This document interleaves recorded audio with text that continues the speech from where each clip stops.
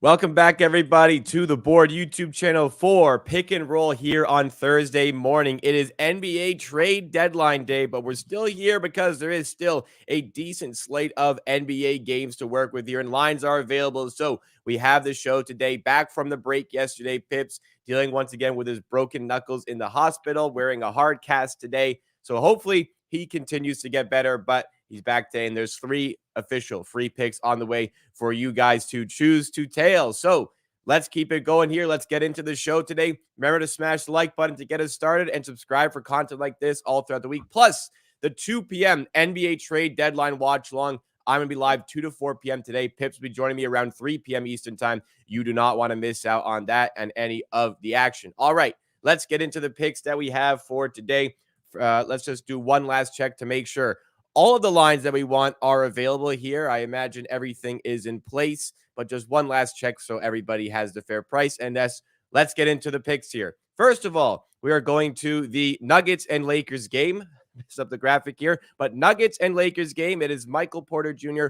over 13.5 points, which is minus 125 at BetMGM. Second play is in the Cavaliers and Nets game. It is Nick Claxton under 27.5 PRA, which is minus 115 at Caesars Sportsbook. And the third play is in the Warriors and Pacers game. It is Jonathan Kuminga over 25.5 points plus rebounds, which is minus 120 at BetMGM. All right, let's flip it back to Pips here. Let's go through the first pick that you had for today, which was, of course, the Michael Porter Jr. play. So this one is based on the threes allowed from the opponent, and if you take a look at his numbers, he has high correlation and he's heavily dependent with threes. This graph shows above teams against teams allowing above average threes. He's over in 18 out of 23 with 18 points average, which is insane looking at the 13 and a half line. Even the unders, 12 against the Lakers at the season opener, 12 against the OKC, 13 against Celtics. He was close to covering, as we can see, but this is against above average teams allowing threes. Lakers allow the most threes in the league, as we can see, second most above the break and above average in the corners. They allow ninth most spot up. They are fourth worst transition defense, and even off screens with handoffs and off screens with Jokic playing. They are terrible at defending it because AD just psychs off deep inside, and MPJ should have a great game tonight. As we can see, he's thriving in matchups against teams that allow a lot of threes. All And right, I'll nice. also say additional stuff that lately Lakers defense is terrible. Over the last 15 games, they allowed third most points in the entire league. And if you take any look, like last couple of games, shooters against Lakers, Dante DiVincenzo 26, Brandon Miller 33, Bogdan Bogdanovic 18, Sadiq Bey 18, Jabari Smith 18, Cam Whitmore in 18 minutes of the bench 20 points, Clay Thompson 24, Curry had 46 with 9 threes. Like they can't stop any shooters. So yeah, All right, there we go on the first pick. Nice and simple for the Michael Porter Jr. handicap. Let's go to the second play here for the third time. I think it's the third time this season. We're taking a Nick Claxton under on PRA. This is the second time. third time we won first two. Or one So first two we get after he got really close after 3 quarters and then doesn't play late in the fourth quarter. I don't know what he's that factors almost. in for today, but yeah, go ahead. We'll see on the graphic. He is almost getting close every game, but always stays in that 24, 25 range. And yeah, we are betting it purely by numbers. If you take a look at the graphics, as I said, this is like a ton of 25, 24 PRAs. He's under in 20 out of 27 games this season when playing 25, 36 minutes. Ben Simmons is starting next to him, which is kind of taking away some of his assists and rebounds and clogging the paint. Easier to defend, poorer spacing for Claxton. Next graph is showing his last two this and last season against the Cavaliers under in all five, even though he averaged 31 minutes in those five, averaged only 20.6 PRAs. And additional point of this is Cleveland Cavaliers over the last 30 games allowed the least points, rebounds, and assists to opposing bigs.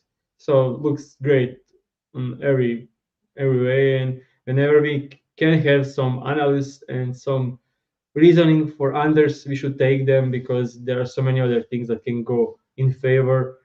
Foul trouble, injury, him shooting terrible, and blowout. So I yeah, saw you talking about this a bit on Twitter yesterday. Kind of curious your thoughts. So you'd say you mentioned that you're kind of talking online saying that for unders it's harder to find an edge, but when you do, typically the edge is thinner. But with the other associated attributes towards unders, you feel as though the edge probably is a my, bit my point was greater than actually expected. my point was actually the guy some said like he had like 20 under bets in like 2 months, last 3 months, and I said okay, like you should take more unders and take thinner, the one that looks thinner to you, because on reasoning, like when you have overs, you can find like 10 reasons why I like this, and you have unders, you should be good with, and you have 3 reasons why, because there's always additional stuff that like I just for my private betting over the last 2 months, I'm hitting under 50% on overs in the last 2 months. But at the same time, same period, I'm hitting 70% on unders. And my under volume is way less than overs, which is kind of insane. But that because they are difficult to spot and they are difficult to find. So we just need to like take thinner edges because we are not counting in enough blowouts, foul trouble, terrible shooting nights, and you can predict those. So that's why they are never part of the reasoning. All right, interesting insight. Anybody doing their own betting? But let's go to the third play here. This one isn't over, and it is Jonathan Kaminga over 25.5 points plus rebounds. We got it minus 120 MGM. This against the Pacers. Kaminga's been playing pretty well recently, and that may factor in. But Pips, talk to us about this matchup here. He is on an insane run lately. He's crushing this line. Somehow he's suddenly a totally different player. A guy who just drives to the rim like every time he gets the ball. He a bit improved in kicking out and getting out of tough situations. But still, if you take a look at his numbers last couple of games, it's incredible for Kuminga because he went from like 20 minutes a game to being insane on like playing. Last night he was on pace for 38 minutes before blowout happened, and even in those limited minutes, he still ended up with 24 PRs in a kind of a difficult matchup, slow-paced games against the 76ers. Now gets worse paint defense as a paint scorer, and this is the graph I'm talking about. Even this show last 10. If it go out last 11, he had over this line in 9 out of the last 11. With last under against 76ers coming in a huge blowout, and he still got up to 24 PRs. So he's averaging over the last 11. He averaged 31 PR, and now gets to play Indiana Pacers. Like most teams in the league, players in the league just like inflate their numbers against Pacers, and I think he'll do the same. They'll look heavily to stop spot up shooters and allow rim runners. And Kaminga is one of the. It's insane. Like if anyone watched last couple of games in Kuminga, he looked like when he gets on the drives, it's like looking like Giannis almost. Like he is not getting stopped and getting to the line, finally shooting free throws well. He even shot from three well over the last 11, 12 games. Yeah, he is just amazing and huge improvement. And all additional part of this, I watch a ton of over last couple of days, weeks. I watch a ton of press conferences after the games, and Coach Kerr said that he will look heavily into spots to rest Clay Thompson, and this is a back-to-back game, and Clay Thompson is the guy that shoots a ton, and I expect maybe Golden State Warriors rest Clay in this spot, so it could only help Kuminga numbers. Definitely, that's the case with Klay Thompson at the moment. So all signs pointing towards a solid number there for Jonathan Kuminga. 3 bets, as I said, on the way today. We'll recap them a little bit later on. As for the previous day's bets, these came from Tuesday because of the no-show yesterday. And unfortunately, it was an 0-2 day on the show. Rather unbelievably, the hook counter continues to haunt us here. Out of 16 times, a bet has landed on half a point under or half a point over this season on Pips' bets. 12 out of 14 have been on the losing side, and that included the Tuesday bets. Alperen Şengün finishes on exactly 20 points, and we needed him to get 21. Otherwise, Andrew Nembhard was a winner. On the other bet that did great, Franz Wagner stays under his points, and it is an extremely rare miss on an alt team total or alt team spread. Miami went over their alternate game total of 117.5. That is another side with the loss. And the third play we had voided because Damian Lillard did not play. But yeah, let's. I mean, the hook one is obviously difficult to explain. But what was it about Miami that they were able to go over the alt line here on the total? Second chance points and transition points. 17 turnovers from Orlando lead to some easy scoring for Miami Heat, and they went on a heater in the second half.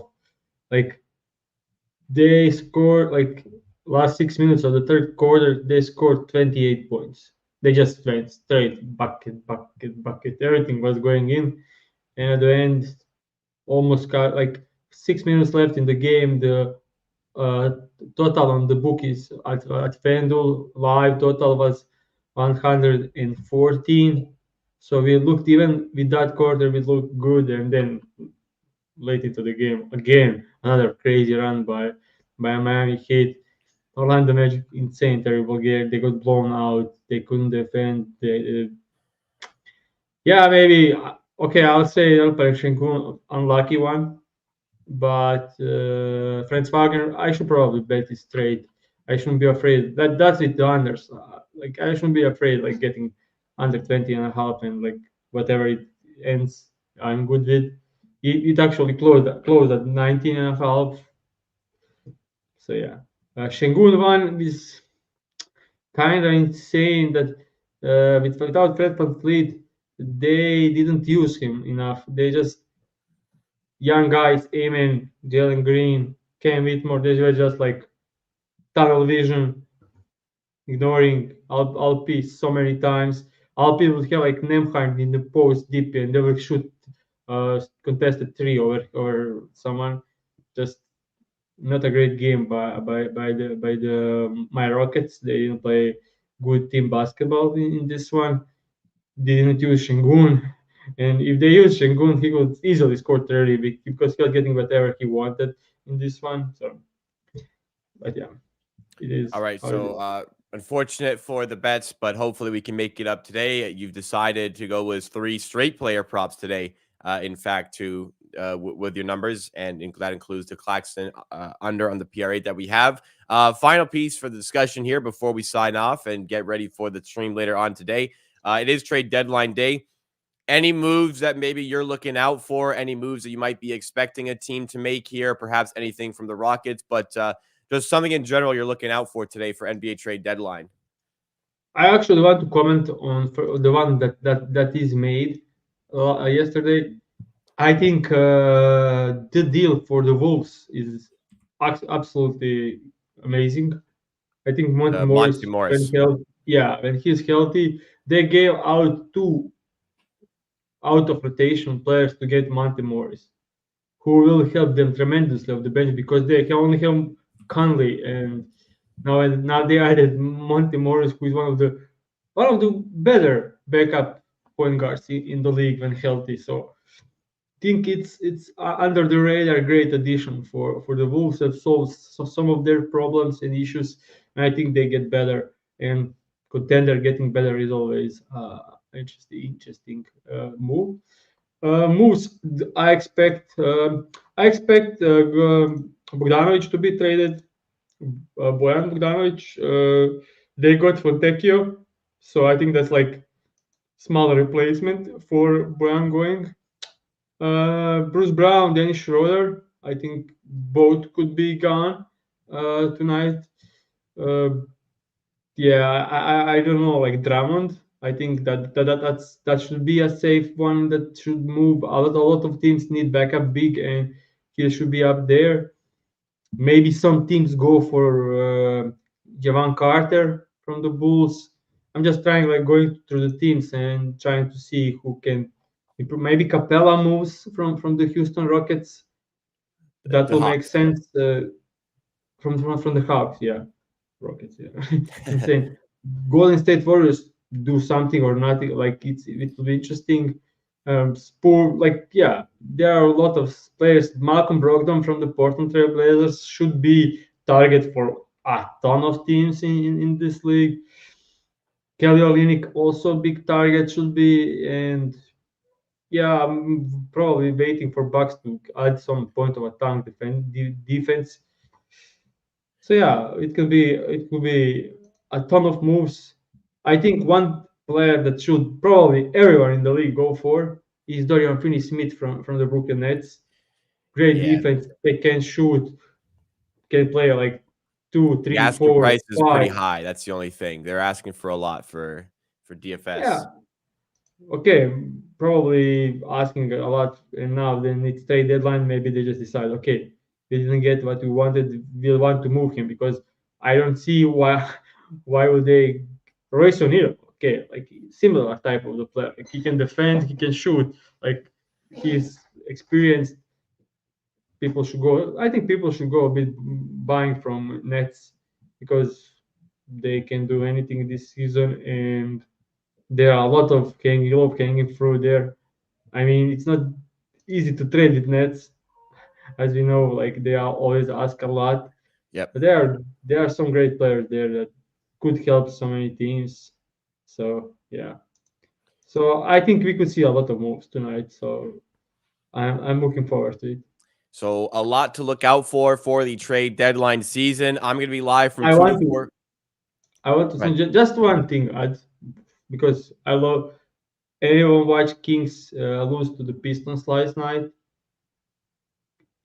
The Pistons played great, and Bojan Bogdanovic was out, and Kate Cunningham was out, and Ivy and Durant ran the show. It was insane. Like, I'm huge on Jaden Ivy. I don't know if anyone knows. Probably people that follow me on Twitter know that I only made one compilations like big thread on players, like with like sharing videos of players in some spot, and that's Jaden Ivy. I shared it again last night because, like, I love. I think Jaden Ivy will be a great player. And last night he had 37, 6, and 7 in shooting 57% from the field in a win away at the Kings. Like, just one of the better performances from young players this season, and just want to give a small shout out to Big shout Jaden out. Ivey. A small shout out to them. Small shout out.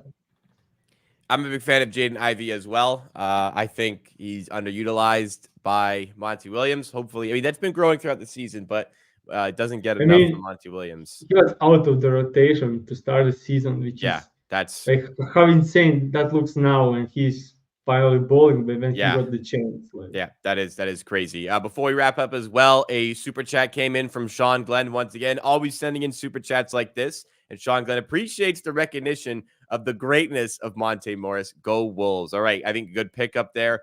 They were interested in Dennis Schroeder, but to get Monte Morris for what they did, I think that is also a nice pickup for that team as well. As long as he comes back and he is healthy, that is definitely going to be the case. But for more trade deadline coverage, join me at 2 p.m. Eastern time. Pips will be joining me at 3 p.m. Eastern time on the stream. Come out to the stream right here on this channel. Again, it's in about in 3 hours and 45 minutes from now. Hopefully, we have some fireworks along the way before we get to that point. Hopefully, my Toronto Raptors are active because they very much need to make some moves before the trade deadline. But if you enjoyed this one today, smash the like button. If you're tailing the picks as well, make sure you hit the like button and subscribe to keep up to date with all of our content. Here are the plays for today. First of all, in the Nuggets and Lakers game, it is Michael Porter Jr. over 13.5 points for minus 125 odds at BetMGM. Second play in the Cavaliers and Nets game, it is Nick Claxton under 27.5 PRA for minus 115 odds at Caesars. And in the third one, we have Warriors and Pacers involved. We're taking Jonathan Kuminga over 25.5 points plus rebounds for minus 120 at BetMGM. So we hope to see you a little bit later on today. But if we don't, we'll be back here same time tomorrow for more from Pick and Roll. Thanks so much for watching.